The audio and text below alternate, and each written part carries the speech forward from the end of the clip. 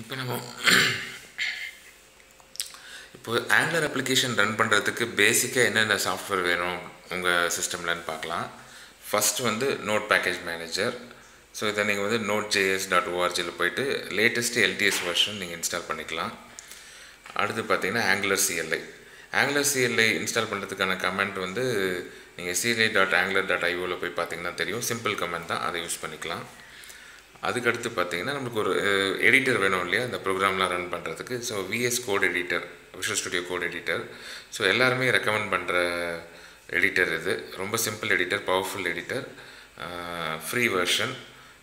இதை வந்து code.visualstudio.comல போய்ட்டு நீங்கள் டவுன்லோட் பண்ணிக்கலாம். நீங்கள் எனி எடிட்டர் யூஸ் பண்ணலாம், பட் நான் ரெக்கமெண்ட் பண்ணுறது visual studio code editor. Other people in Angular கம்யூனிட்டியை இதுதான் ரெக்கமெண்ட் பண்ணுறாங்க.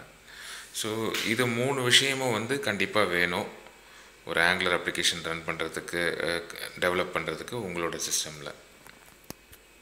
தேங்க்யூ.